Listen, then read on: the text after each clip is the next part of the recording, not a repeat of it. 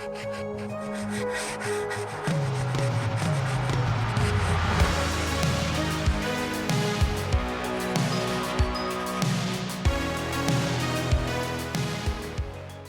is up, everybody? This is Mike and Dustin back with the ZMAM show, and today we are bringing you back to Brightburn 2019, the superhero meets horror film, just crazy movie that had a limited showing. So, Dustin, welcome back to the show, of course.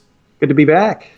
And, dude, let's get straight into this. So we're going to start off non-spoiler style, okay? We're going to go maybe 2 or 3 minutes tops, just on, we're not going to spoil it, but we're going to give you just an idea about what this movie is. And I'm going to let Dustin kind of start us off here for a second. Yeah, I think the first thing I'd like to say is if you've seen a trailer, maybe you haven't. This is a take on Superman. So if you've seen the trailer and that wasn't clear, just know that it's a very different take. Pretty much. I was glad when you told me, because going into it, I mean, I would have figured it out pretty quick from just how they started off the movie, but it was kind of giving me some grounding about what we were going into. Yeah, they give little hints in the trailer, but it's just not clear that that's what it is. But it's kind of a different spin on, what if Superman wasn't all good, and what could happen. So understatement. Understatement for sure. Just a crazy experience. I guess something I wasn't expecting. Something I didn't know I wanted to see. Right. Until I saw the trailer and I was like, oh damn, I'm down for this. So yeah, we went in kind of not really knowing what to expect. So it was written by the Gunn brothers. I know James Gunn was kind of plastered all over the advertisements in the trailers, but I think it was his brothers who wrote it, and kind of a new director, David Yarovsky. Yeah, we're gonna get that wrong. So didn't know what to expect, but man, we had a good time. Edge of our seat the whole time. I mean, hands over our mouths. Just intense. So I think some people might dull on this a little bit because the beginning, it's kind of like it's this young boy, right? It's the young Superman, right? His name's Brandon, I think it is. Brandon, yeah. Brandon. And you're trying to get to understand this boy, and the parents seem like they're normal enough, and that he's getting the right amount of love, but something's clearly not going right. And you already know that he's from a different planet. They obviously know he's not from Earth, but clearly something is changing this boy, okay? And just to get it straight off, do not bring your kids to see this movie, okay? We have to throw this out there, and I know this was because I think he's one of the first ones who kind of caught it. I saw this young boy kind of quickly maneuver from a couple rows out of the theater, and at first I was like, damn, he really had to use the bathroom or something. But then Dustin noticed. What did you see? So I saw the dad bring his kid in when we first walked into the theater, and I'm thinking to myself, probably not a good idea. I didn't know much about the movie. I knew it was going to be pretty dark, but I didn't know how gruesome it was. It's pretty gruesome, guys. Right. So we get in. I see the kid run out. I thought like you, he had to go to the bathroom or something, but he was gone for 15 minutes probably. Sure. And then I see the dad get up and walk down and actually come back in with the son and sit back down in front of us. He was there for maybe 2 minutes. Yeah. And it was probably one of the most gruesome scenes, when he came back, and then the kid just darted out of the theater, just took off running. So yeah, and don't take your kids. Don't take your kids. That's what we're the main point. And yes, the death scenes are legit. I mean, better than most horror ones I've seen, and I've seen a lot of horror movies. Oh yeah.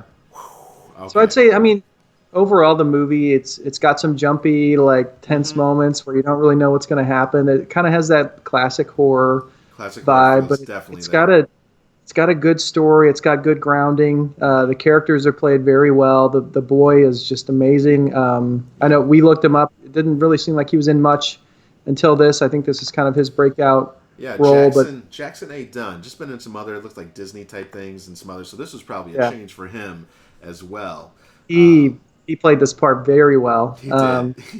Get Elizabeth Banks as the mother, who did amazing. Yeah, David Denman played the father. If you may know him from The Office as Roy, or he was also in the 12 Hours.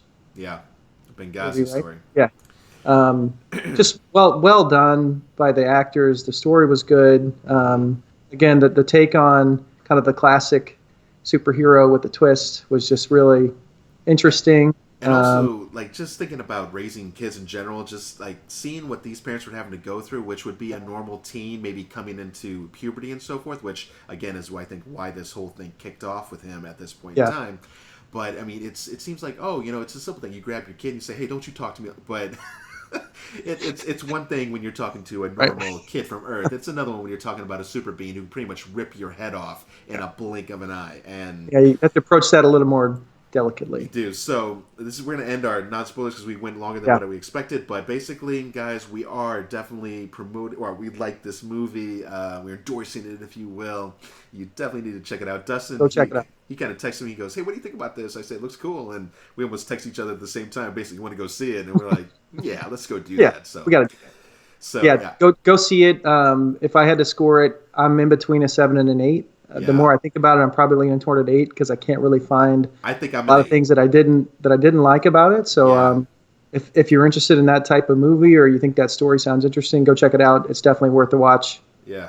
I think and then come back to our spoiler discussion. Yeah, our spoiler discussion, which we're going to get straight into here. And I think Dustin hit it off great. Just saying a little earlier, he was saying it felt maybe just a little rushed, but I mean, they were good with the timing though. They gave you about an hour 40, hour 45, and it pretty much. It got to it. There was no wasting of time. Yeah. So I guess we can respect them for just getting straight into it.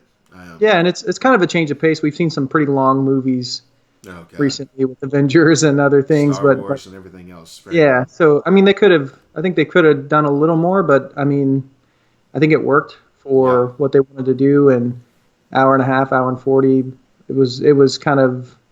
It was efficient, I would say. They used their time wisely, and they didn't waste a lot of time anywhere. So it worked. So I'm going to start a little timer so we can keep on track here a little bit. So now we're getting into the spoiler version. So this is literally your 5 or so seconds to bail if you do not want this movie spoiled. And we're just going to get into, I guess, some of the biggest shocking moments that we were just kind of like WTF all over. So we're going to go 3, 2, 1. All right, Dustin. So.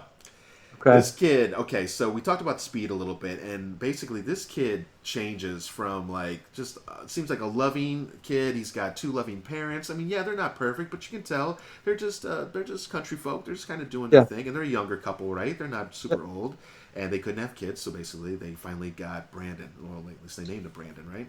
It was interesting how it started with the object falling from space, and then it kind of cut out, and it's like. You see a montage of the pictures of the kid growing up, and then he's a teenager, or a preteen, or whatever. I don't think they would waste time. There's no point. I mean, he's a baby. What do you need to see? And I think everybody knows at that point. If you know it's a take on Superman, you know what happens, right? So I kind of like that they didn't dwell on that too much. You kind of see some flashbacks later on. That are kind of like a dream state or whatever, but you know what happened. Obviously, they took the baby and raised it as their own. But he seems like a pretty normal kid. He's well adjusted, and then all of a sudden, so it's calling to him. I guess as soon as he hits puberty. Now, do you remember? Was he 10, 12? I want to say he was 12, but it might.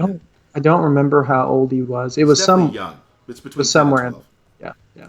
So basically, this thing starts calling to him, and it's like between like almost overnight, he's doing the sleepwalking thing, and he just starts changing. And immediately Elizabeth Banks, just like any mother, starts noticing the changes very quickly, right, in her son. And they start addressing here and there, and the dad's kind of losing his temper a little bit here and there too. But it really, really sparked off when he got that rifle for his birthday.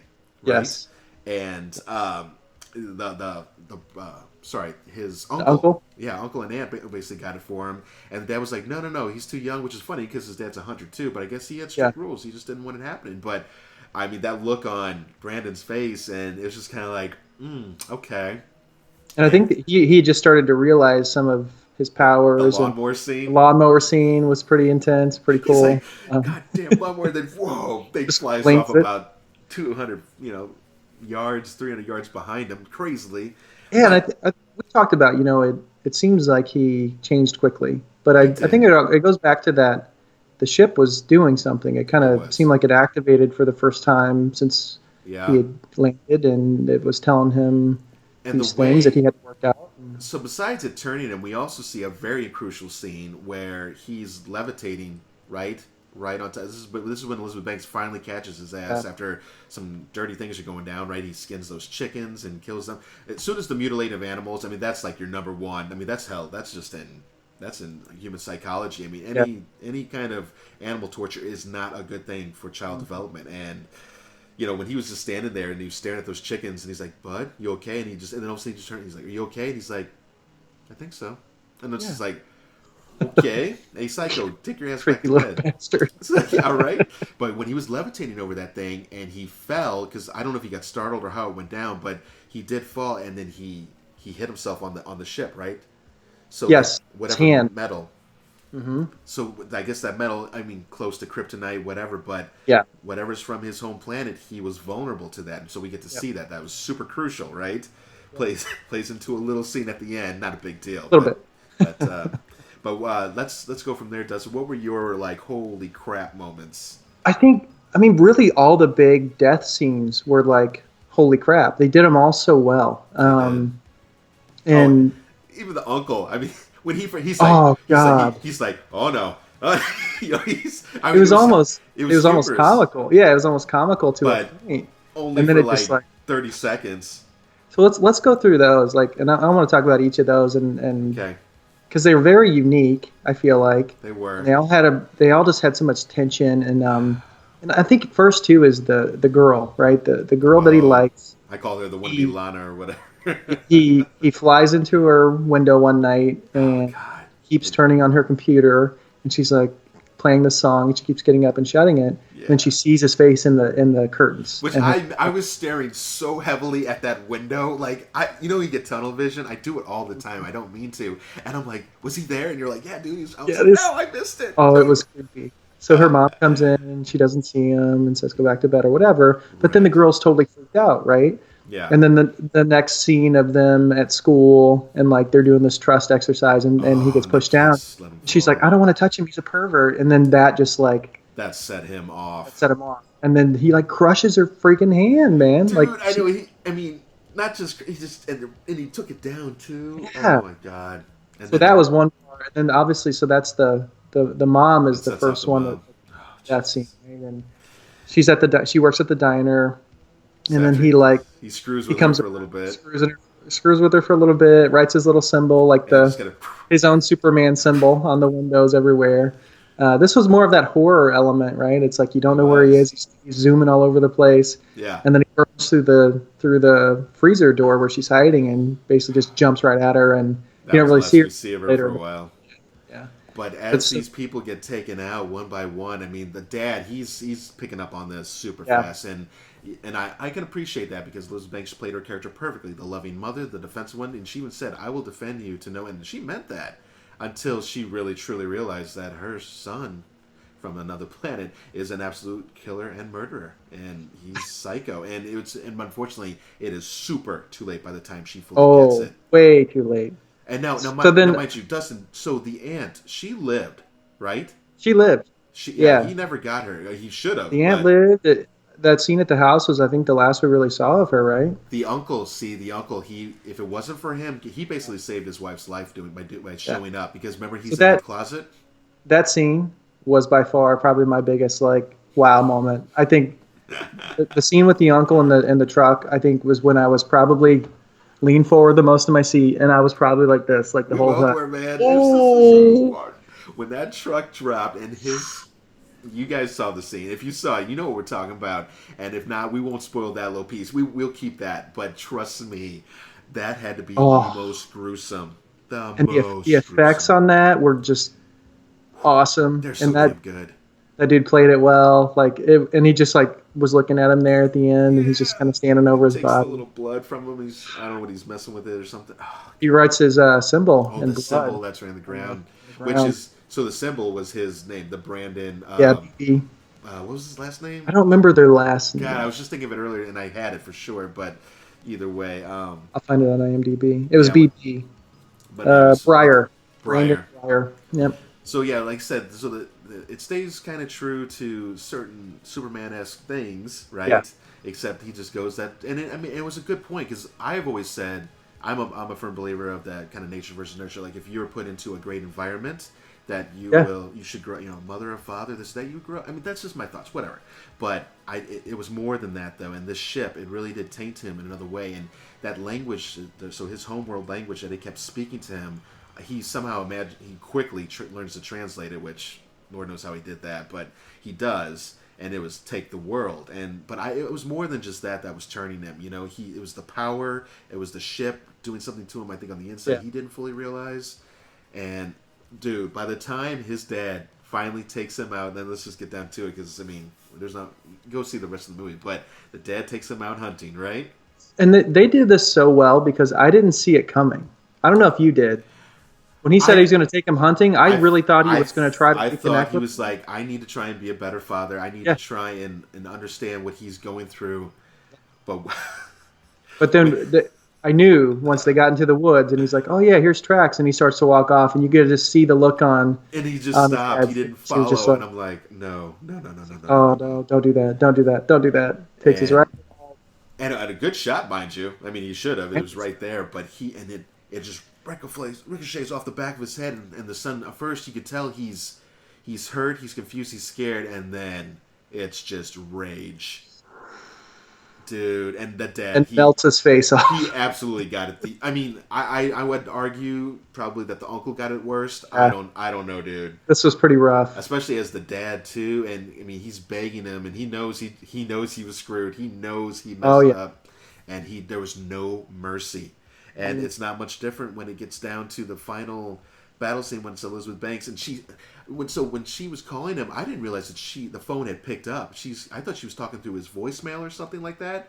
Yeah. And then suddenly you hear Brandon's voice on the other end, and I'm just like, oh, Dad's gone. Oh no. And I think that's when she knew that. Oh, and he knew that she, it was everything was out of the bag, and then she's calling the police, get out there, and that poor shit. Oh God, the sheriff and the deputy that came out, and after and I mean, talk about the tension, and so anybody was saying that this movie was dull and it was kissing my ass. There's no way. There's no way we are watching the same movie. Okay. No. I mean, you're watching this thing, and he's wrecking through this house, and she's trying to. Oh, and don't even talk about the whole whistling thing, which I should have picked up on that earlier in the movie when they were just kind of playing the game, and I was just like, oh, this is kind of a cute game. They're playing, and he's hiding. Oh, that's fun. And then he's whistling for her in the. I'm just like, you gotta be shitting me. Yeah, the sheriff got it pretty bad. Got it bad. Even the deputy. Actually, we did see the aftermath. You see a little bit of her in the background, just getting getting wrecked up against the ceiling. Boom, boom, boom, and then she gets thrown into the room, and you can't even recognize her ass. Yeah, that's what I was saying though. It's like all of them were handled very differently and very unique. It added like that element of oh shit, like holy crap, we weren't expecting that, and the sheriff just gets. He gets splattered. I mean, just flies into him and splatters. He takes 2 steps almost into the door, and literally Brandon just wrecked through him. I mean, there was no stopping him, right? And nothing would. He's a man of steel, probably. And as he scares his mother back and back, and when she gets out of that house, she has a moment, and then she finally has that she goes, I can wound him. He's been wounded, and she starts trekking for that thing, and he's already outside, and. How about even that scene too when she was kind of looking through the window piece, and he's just up flying way the hell up in the air. Guys, this was very, very good horror tension. Okay, and bringing that superhero aspect to it, which mind you, I'm pretty sure has never been done. It's not on this scale. I don't know of any movie like this. No, absolutely not. So, I mean, you've seen dark superhero movies, but I mean, not like this. Not like this, dude. Could you imagine if they did like a true who's one like Thanos? If Thanos was just wrecking and just blood, because that's pretty much what should have been happening, right? Thanos is so strong. Certain characters, I mean, if Hawkeye got him next to it, would just be crushed, done, other.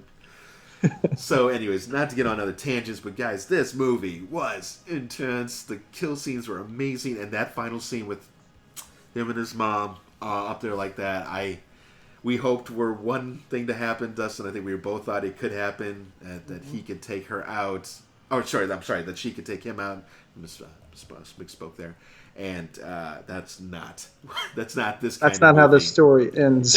No. And even the credit scenes when they kind of showed him wreaking havoc on I guess, Brightburn, which Brightburn, you guys, I guess, caught on to, is the town he's from, right?